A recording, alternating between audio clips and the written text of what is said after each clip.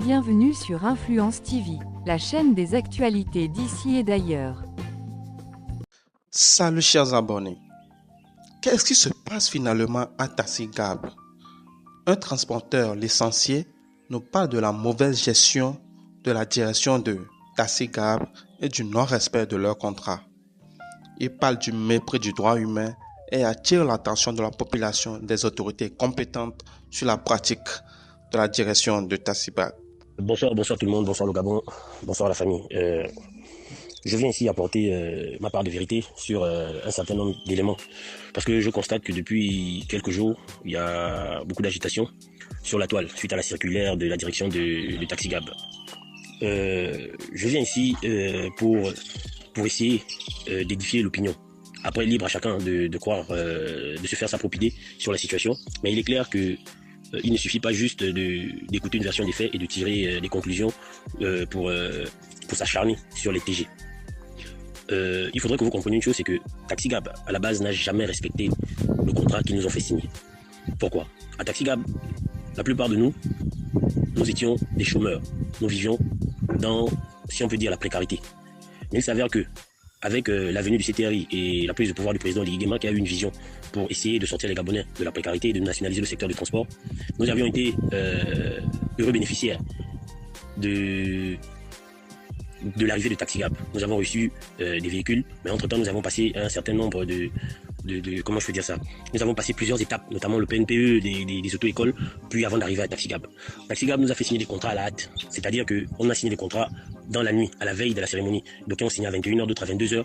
Personne parmi les TG n'a eu le temps de s'asseoir et de lire le contrat en bonne et due forme, avec des temps requis. Parce que je pense qu'au Gabon, il y a des lois, il y a des textes qui sont mis en place pour essayer de canaliser ce genre voilà, c'est ce genre de mesures en fait. Donc, à Taxi-Gab, nous avons signé les contrats la nuit, à la veille de la cérémonie. On devait être à la base 01 à 6h.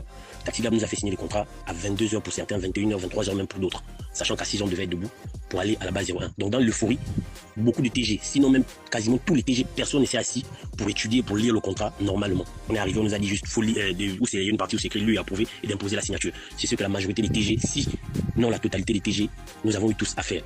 Au sortir de là, nous étions dans la joie, dans l'euphorie, on a tous ces nouveaux véhicules, on va travailler pour sortir des situations difficiles dans lesquelles nous étions tous. Mais il s'avère que Taxi-Gab, la direction de Taxi-Gab n'a jamais respecté, je dis bien jamais respecté, sa part de contrat. Mais à Taxi-Gab, la pression est toujours sur le dos des TG. Le TG ne doit pas avoir de retard de paiement. Il faut toujours que le TG puisse payer. C'est normal, parce qu'il est stipulé dans le contrat que 2 jours d'impayé, le fournisseur se réserve le droit de récupérer le véhicule. Mais, chose étonnante, dans ce même contrat, plusieurs paragraphes, parce que la seule chose que Taxi-Gab peut reprocher au TG, c'est le retard des versements. On est d'accord, il n'y a pas de souci. Mais quand on est à Taxi-Gab, quand on récupère les véhicules, dans ce même contrat, il est stipulé que le fournisseur doit donner remettre la voiture au bénéficiaire avec les kits d'accessoires du véhicule, notamment les inspecteurs, les cales métalliques, le trousse médicale, en fait tout ce qui va avec quand on va acheter ou bien quand on acquiert un nouveau véhicule. Mais Taxi-Gab n'a jamais rien fourni de tel. La trousse médicale, ils nous font payer ça à la direction de Taxi-Gab à 55 000 francs par TG. Imaginez, dans les poches de qui ça va, je ne sais pas pourquoi on nous fait payer ça, et pourtant dans le contrat il est stipulé que Taxi-Gab doit nous fournir ça. Mais vous allez à la direction, on vous dit qu'il faut payer, c'est à vendre, c'est 55 000. Ou à défaut, vous vous rabattez chez un Nigérian, je ne sais pas, les gars qui vendent des pièces un peu partout, vous payez vos kits ou dans un grand magasin de la place.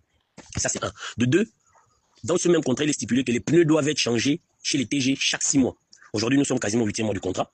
Les pneus n'ont jamais été changés. La direction a décidé unilatéralement de reporter le remplacement des pneus à 1 an, sans consultation des TG. Chose faite, il est dit maintenant que si un pneu a un problème, c'est à travers ça qu'ils verront comment ils peuvent changer un pneu. Imaginez-vous quelqu'un qui doit travailler, s'il faut qu'il aille faire la queue à la direction technique pour changer un pneu, il y a des TG comme moi qui ont payé des pneus eux-mêmes à plusieurs reprises. Ça là, les TG ont avalé ça.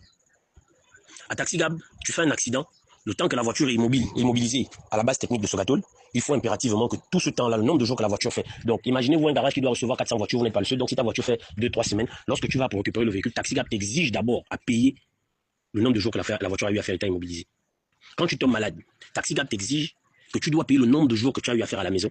Pourtant, tu n'étais pas en état de conduire, mais tu dois payer ces jours-là avant de reprendre le travail. Chose étonnante, on trouve l'argent où, sachant qu'on n'a pas travaillé. Donc, il y a plusieurs aspects dans lesquels Taxi-Gab a faussé, où Taxi-Gab n'a jamais assumé sa part de responsabilité, où Taxi-Gab n'a jamais respecté le contrat, mais qu'aujourd'hui, venez brandir sur la place publique que les TG sont des irresponsables, les TG ne font pas correctement leur versement, les TG ont des retards de paiement, oui, ça peut arriver. Mais nous sommes à la base, d'après les propos du chef de l'État, dans un projet social, un programme social qui est censé aider à se faire sortir les Gabonais de la précarité. Et le projet, il est à long terme. Ce même contrat aussi stipule que, en cas d'incapacité du TG, ou bien dans des complications, peut-être sont les mots que je ne place pas comme il faut, mais en cas de difficulté pour le TG de faire des versements en temps et en due forme, il y a la possibilité de la prolongation de son contrat. Il y a même des cautions, l'option caution, c'est-à-dire même si tu dois, je prends un exemple, si tu dois 2-3 semaines suite à une situation bien précise, il y a la possibilité de prendre un peu dans ta caution pour couvrir d'abord ta mise à jour à TaxiGab et ensuite tu pourrais peut-être avoir la possibilité de travailler et toi-même de remplir ta caution. Mais chose étonnante, TaxiGab ne prend pas en compte ces éléments-là. Donc, suite à la note qui a circulé sur la toile, moi je viens ici pour attirer l'attention de tous ceux qui disent que les chauffeurs de TaxiGab sont des irresponsables.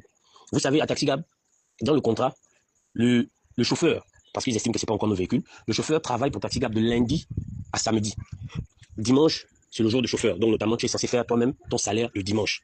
Donc, imaginez-vous un seul instant, tu commences à travailler de lundi à samedi. Dimanche, tu te lèves, tu dois travailler parce que, bien sûr, tu as une famille, tu as des charges, tu as le loyer de trucs à payer. Et que lundi matin à 6 h, il faut que tu sois encore debout parce que tu dois reprendre la routine pour TaxiGab. Donc, vous voyez que c'est compliqué. Il y a beaucoup qui tombent malades, beaucoup avec des mal de dos. Dans l'euphorie au début, les gens n'ont pas vu ça. Les gens se disaient que ouais, c'est une nouvelle voiture, ça va aller, c'est tranquille. Et beaucoup apprennent le transport. C'est pas tout le monde qui a adhéré au projet, un Gabonais de TaxiGab, qui maîtrisait le secteur de transport. Il y a beaucoup qui ne maîtrisaient pas le secteur du transport. Donc, peut-être il faut un temps d'adaptation. Peut-être il faut une manière. Après, c'est du management. Quand on dirige les hommes, il faut avoir une certaine grandeur d'esprit. Le remboursement de TaxiGab, c'est 14 400 000. Les baleineaux, là. Le chauffeur à TaxiGab rembourse ses voitures sur 30 mois à raison de 14 millions le véhicule. Imaginez le bénéfice. Donc, aujourd'hui, il y a des TG qui sont sortis du projet par des résiliations de contrats peut-être quelquefois abusifs. Il y en a d'autres qui ont voulu dénoncer ces pratiques-là parce que il y a certains qui ont même eu des accidents à cause des plaquettes de frein. Lorsqu'on te change même les plaquettes de frein, la qualité laisse à désirer. Tu appuies sur le frein, 1 ou 2 jours, la jante noircit, la jante devient noire. La jante se met à siffler. Mais tu as changé les plaquettes il n'y a même pas une semaine, même pas 4 jours. La qualité des plaquettes. Donc il y a ceux qui ont dénoncé ces choses-là depuis un certain temps et aujourd'hui qui se sont vus retirer des véhicules. J'attire l'attention ici de l'opinion, des plus hautes autorités. Moi, personnellement, mon contrat a été résilié. Aujourd'hui, je me retrouve sans rien. Je suis au chômage, j'ai 3 enfants, je suis locataire. Et le 10 là, si je ne paye même pas le loyer d'autrui, je risque de me retrouver à la rue. La vision du chef de l'État, c'était de sortir les Gabonais de la précarité, de sortir les Gabonais du chômage. La vision du président de la République n'a jamais été de renvoyer les Gabonais au chômage. Il y a plusieurs stratégies lorsqu'on est partenaire quelque part pour pouvoir rentrer dans ces fonds. Même si un TG doit 500 000, 800 000, le TG a la possibilité de payer, non seulement peut-être par un accord qui peut faire en sorte qu'il puisse finir par solder sa dette, soit par la prolongation de contrat. Il y a plusieurs stratégies qui peuvent être, posées sur la table pour sortir le TG de la situation dans laquelle il se trouve. La personne peut avoir des pressions chez lui, la personne peut avoir des problèmes familiaux, le TG peut avoir des différents problèmes, pas forcément le fait qu'il ne veut pas verser, mais il faudrait que la direction puisse se poser la question, mais pourquoi le TG a des difficultés? Pourquoi le TG ne verse pas? Il ne suffit pas tout d'arracher la voiture. Le projet du chef, ce n'était pas d'arracher les voitures, ce n'était pas de renvoyer les gens au chômage, c'était de sortir les gens du chômage. Imaginez-vous rembourser 14 millions sur 30 mois.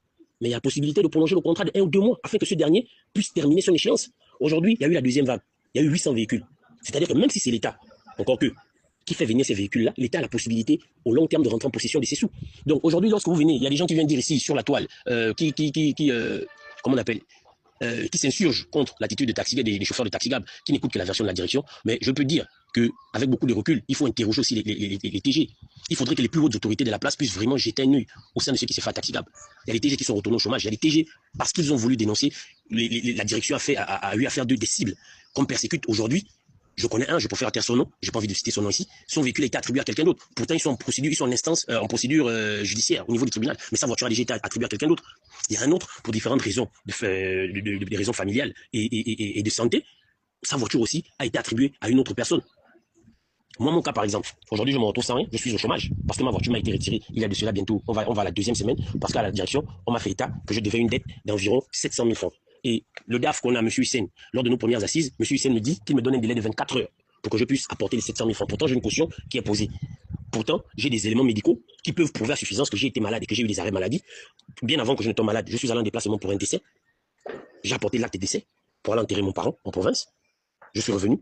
J'ai accusé un petit retard qu'avec le temps que qu'on compte payer un peu, il suffisait juste de trouver des voies et moyens pour qu'on s'accorde. Mais lorsqu'on devient radical et qu'on refuse la discussion, qu'est-ce qui jaillit autour de ça? Monsieur Hussein m'a dit que suite à la dette que j'avais à Taxi Gab, il fallait que je verse 40 000 francs par jour. Chose qui n'était pas facile, qui n'était pas aisée. J'ai essayé ça une fois, deux fois. Après, je me suis dit, c'est pas possible. Parce que verser à Taxi Gab 40 000 francs, il va falloir que le lendemain matin, je puisse chercher encore comment mettre au carburant dans la voiture, comment partir de la maison. Il faut que je laisse quelque chose à la famille pour le goûter des enfants, et ainsi de suite et autres. Ça a pesé sur moi. Donc, j'ai accusé un peu une dette. Et quelques temps après, je suis tombé malade. Je suis allé au SAMU social. J'ai envoyé des documents mes documents médicaux à la direction via WhatsApp à travers le DAF adjoint, qui, je ne sais pas s'il a eu à transmettre ça à la direction ou pas. Grand est ma surprise, parce que je souffrais à un moment donné, passez-moi de l'expression, hein, après une maladie, des hémorroïdes. Donc, je me faisais traiter mon palu avec les documents à l'appui, et je faisais le traitement indigène au niveau du beau séjour. Donc, le 8 avril, je suis parti pour aller me faire soigner, récupérer les médicaments à l'indigénat au beau séjour à Bangos. J'ai laissé le véhicule parqué chez moi où je garde d'habitude. Je suis parti, mon frère est venu me chercher autour de 18h, ils m'ont emmené là-bas, j'ai fait mon bain de vapeur. Quand je rentre à la maison, il est 21h30, 22h. La voiture n'est plus là. Donc, je vois deux appels en absence dans mon téléphone. Quand j'appelle, je rappelle un numéro, je tombe sur un agent de Taxi Gab qui me dit qu'ils sont venus récupérer la voiture chez moi. Ils viennent prendre la voiture, il était 21h. À moi, la question de poser, mais vous venez prendre le véhicule à 21h, je ne suis pas là. La moindre des choses, vous connaissez les voitures, les GPS, soit vous repassez, ou si vous m'avez appelé une fois, si vous m'avez appelé une fois que j'ai pas décroché, vous ne savez pas ce que je suis en train de faire. Essayez de me rappeler demain matin, ou vous me convoquez à la direction, personne ne peut faire avec les voitures. Les Taxi Gab, les voitures ont les GPS. Bon, imaginez-vous sur l'instant que j'avais des documents importants dans la voiture, mais j'avais de l'argent à l'intérieur. Qu'est-ce que vous devez dire? Ils me disent que ce sont pas eux qui gèrent, il faut que j'aille voir ça avec M. Hussein. Donc je tire le corps pour aller voir M. Hussein le lendemain matin. M. Hussein me fait comprendre que je dois 680 000 et qu'il faut impérativement que je les paye. J'ai dit à M. Hussein, comment voulez-vous que je ne travaille pas? Je suis un peu souffrant ces derniers temps, que je vous paye 680 000. Entre aujourd'hui, il est 13h, je suis dans votre bureau, et demain à 13h, je trouve un tel montant où? Essayons de nous accorder. Monsieur Hussein me fait comprendre que ce n'est pas possible. J'ai dit, mais il y a ma caution qui est là. On vérifie ma caution. Ma caution, le montant intégral est toujours là. Retiré dans ma caution, et je vais travailler pour pouvoir remettre ma caution à flot. En fait, il y a plusieurs stratégies comme ça qui peuvent permettre à ce que le TG puisse sortir la tête de l'eau. Parce que le projet, il est d'abord avant tout, d'après les explications, d'après ce que le président de la République a eu à dire à tous les Gabonais, que c'est un projet social. Il faut sortir les Gabonais de la précarité, nationaliser le secteur du transport. Il ne faut pas, ce n'est pas pour renvoyer les Gabonais au chômage. Nous ne pouvons pas réunir ce montant. La voiture était immobilisée depuis le 8 avril. Le directeur est en déplacement. Je suis rentré chez moi en leur disant que je ne peux pas trouver un tel montant. Alors, au retour du directeur, je me suis entretenu avec le directeur. Le directeur, et apparemment, tout ce temps-là, le pointage de la voiture continue à compter. Je ne suis plus en possession de la voiture, mais chaque jour, les jours sont toujours comptés. Au point où, quand je discute avec le directeur me dit que ma dette s'élève à 880 000, près de 900 000 francs. Je pose la question au directeur de savoir, donc, non seulement vous n'avez pas bloqué le compteur, et si je n'ai pas encore pu trouver la solution pour payer 600 000, donc vous laissez le compteur, vous continuez à compter les jours, et c'est 800 000 francs que vous pensez que je vais trouver. Le directeur me dit le matin, le lendemain matin, à son bureau à 10h30 avec les 800 000. Et monsieur le directeur, je ne peux pas les avoir. Donc, grand, j'ai essayé j'ai compris qu'il a reçu un rapport de ses collaborateurs. J'ai laissé le directeur le temps de se calmer. Et j'ai encore tenté parce que M. Hussein était carré dans ses positions, il ne voulait pas me recevoir. J'ai même fait intervenir un proche de la famille, mais M. Hussein a refusé complètement de me recevoir. Pour lui, M. Hussein a décidé, il me l'a dit, que moi, il doit me sortir, il me sort du projet, qu'il ne me garde pas au sein du projet Taxi Gab. Je me suis interrogé pourquoi. Pourquoi? Même dans le contrat, il est écrit que la résiliation du contrat s'est faite sous consentement des deux parties. À défaut de ça, il faut aller au tribunal de commerce. Donc, il y a 2 semaines, on va dire bientôt 2 semaines, j'ai encore tenté une dernière approche auprès du directeur à la base technique. Le directeur me fait savoir, il m'a posé la question séance tenante à la fin des réunions, que je peux réunir combien. Je lui ai dit, monsieur le directeur, ça fait quasiment plus d'un mois, ou quasiment un mois que je ne travaille pas. Mais si j'essaie de me battre, bousculer ici et là, je ne sais même pas comment j'allais faire, mais je lui ai dit que je peux réunir la somme de 300 000 francs. Le directeur me répond que c'est bad, les propos du directeur. Bad, ce qui veut dire que c'est faible. Et il me dit, comme je voulais même parler avec M. Hussein, ça tombe, il est en train de partir à son bureau, que j'aille, on va trouver M. Hussein. Donc j'arrive, accompagné d'un TJ, on s'assoit au hall, ils nous ont fait patienter, puis ils nous ont reçus. Donc du coup, M. Hussein prend la parole en me disant que, pour lui, c'est toujours la même position. Moi, je dois sortir du projet. Et je lui pose la question de savoir, M. Hussein, moi, j'ai des enfants, je suis locataire. J'ai eu la grâce, le président nous a permis de travailler et de devenir, d'essayer d'être des personnes autonomes. Bon, quand vous me dites que vous me sortez du projet, je fais comment avec la famille que j'ai? Je fais comment pour gérer mon loyer? Il me dit, il m'a accordé plusieurs faveurs. Les faveurs lesquelles je m'interroge. Je ne sais pas si à Taxi Gab, ils ont déjà payé mon loyer ou si à Taxi Gab, ils ont déjà fait mon marché. Je ne sais pas lesquelles faveurs il s'agit. Toutes les fois où j'ai eu des empêchements, j'ai justifié ça par les documents officiels. Après, monsieur le directeur me sort une histoire de femme. Je ne sais même pas si je peux trouver même utile de parler de ça ici, que comme quoi, il y a une dame qui allait... en fait, je ne sais même pas si c'est utile d'en parler parce qu'il faut déjà préserver la personne. Je ne veux pas venir l'exposer ici sur la place publique. Mais tout ce que je parle, c'est ce qui concerne Taxi Gab. La question que j'ai juste posée à la direction, c'est qu'en quoi le contrat qui me lie à Taxi Gab concerne ma vie privée ou concerne mes affaires extra Taxi Gab. Donc, étant en larmes, j'étais en pleurs, j'étais désemparé parce que j'ai pensé à mes enfants, j'ai pensé à ma compagne, j'ai pensé à mon devenir, j'étais en larmes. Monsieur Hussein et toutes les personnes qui étaient autour de lui, notamment le directeur, parce qu'après le directeur est même sorti, ils ont fait sortir les documents de résiliation de contrat. Tellement j'étais déboussolé, j'étais en larmes, ils m'ont fait signer la résiliation du contrat. Mais M. Hussein me fait signer la résiliation du contrat en me promettant pouvoir m'aider à trouver une situation ultime. Comme quoi il a reçu des instructions de sa hiérarchie que moi, il ne peut plus, qu'il doit me sortir du projet. La question de savoir la hiérarchie en question, c'est laquelle? Parce que je ne pense pas que ça peut émaner du président de la République, qu'un Gabonais qui essaie de s'en sortir, qui se débrouille, qu'on puisse faire sortir encore ce Gabonais du projet pour qu'il se retrouve au chômage sans rien, quelqu'un qui a des enfants, quelqu'un qui est locataire. Ça m'étonne. Je ne pense pas que le président Brice Clotaire Oligui Nguema peut donner ce genre d'instructions-là. Donc, d'où mes interrogations de la part de M. Hussein qui dit qu'ils ont reçu de la part de leur hiérarchie. Donc, jusqu'à présent, je me questionne, la hiérarchie là, c'est laquelle? Donc, je suis parti, j'ai soumis le problème à notre association qui ont décidé de me soutenir, que je remercie d'ailleurs. Ces derniers m'ont fait état que, apparemment, M. Hussein nous accorde un délai d'une semaine. J'ai lancé une collecte auprès de certains frères TG qui ont accepté de me soutenir. Dans cette procédure, nous étions samedi. Lundi, ma compagne me fait savoir qu'elle a vu mon véhicule, quelqu'un d'autre au volant de ma voiture. Chose étonnante, quand je me rends à la direction technique, samedi, lundi, quelqu'un d'autre a déjà ma voiture, je me suis étonné. Quand je vais à la direction technique, effectivement, le parking est vide. Je vais voir le directeur technique qui me fait comprendre qu'il a reçu de la part de la direction, ils ont reçu l'instruction d'attribuer le véhicule. Donc la direction a attribué le véhicule à quelqu'un d'autre.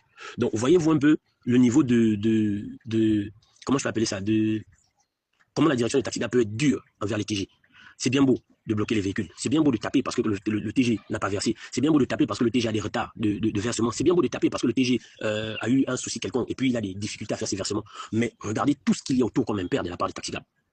J'ai même envie de prendre l'exemple d'un frère TG qui a eu son accident. Il était parqué, tranquillement, il a garé son véhicule. Un camion est venu cogner sa voiture irrécupérable. Ça fait 3 mois aujourd'hui. Ça fait 4 mois même. Le TG est assis à la maison. Aucune mesure sociale d'accompagnement. Ils ont récupéré notre véhicule. J'ai discuté avec le TG la fois dernière. Je lui ai posé la question. Mais nous, on nous a arraché les voitures. Mais pourquoi la direction ne t'a pas proposé comme solution alternative, proposer nos véhicules qui nous avaient récupérés, qui nous avaient arrachés? Parce que nous ne sommes plus rien. On nous a renvoyés au chômage. Le TG me répond qu'il n'a reçu aucune sollicitation de la part de la direction technique. Aujourd'hui, le TG a même porté plainte au tribunal du commerce à la direction de Taxi Gab. Donc on dit souvent que si une personne se plaint, si 2 personnes se plaignent, si 3 personnes se plaignent, c'est qu'il y a forcément un problème. C'est qu'il y a un souci et que j'attire l'attention des plus hautes autorités de la République gabonaise, notamment telles que le président de la République, afin qu'ils puissent avoir un œil à la direction de Taxi Gab, au ministère des Transports, au nouveau ministre, qu'ils puissent jeter un œil à ce qui se passe à Taxi Gab. Nous sommes tous des Gabonais. Nous aspirons tous à un meilleur devenir. Aujourd'hui, il y a plusieurs cas. Il y a d'autres qui sont partis qui ne veulent pas parler. Peut-être, je ne sais pas, par intimidation ou parce qu'ils ont décidé que, bof, il n'y a pas d'autre solution. Nous, qu'est-ce qu'on devient? Le président a dit c'est un projet social. Il faut sortir les Gabonais de la précarité. Quand nous, on nous renvoie au chômage, nous avons des familles. Comment on fait pour vivre? À l'heure où je vous parle, mon fils n'est pas à l'école parce que je n'ai pas pu payer. Qu'est-ce qu'on devient? Donc, je tenais à apporter un peu ma part de vérité par rapport à la circulaire qu'il y a eu sur le net et à dire que à la direction des taxis, il y a beaucoup de manquements de la part de la direction. Il ne suffit pas juste de blâmer le TG parce qu'il a pris un retard de versement. Il y a plusieurs stratégies pour mettre en place. De la même manière, les TG ont pas accepté, cautionné, c'est un peu trop dire, mais de la même manière, les TG ont pris à bras le corps le projet du chef de l'État en acceptant tous les manquements, tous les impairs de la part de la direction, dont tout ce que j'ai énuméré, tout ce que j'ai énuméré plus haut. De cette même manière, la direction se doit ou devrait être compatible et soutenir les TG. Tout le monde ira au terme de son contrat. Il suffit juste d'avoir la méthodologie et la manière. Quant à nous, les TG, qu'on a arraché les véhicules, et moi par exemple, qu'est-ce que nous on devient? Qu'est-ce qu'on devient? Nous avons des familles, nous sommes locataires. Donc, j'espère que cette note vocale arrivera aux oreilles des plus hautes autorités de la République, notamment telles que du président de la transition, du président de la République, pardonnez-moi, M. Brice Clotaire Oligui Nguema,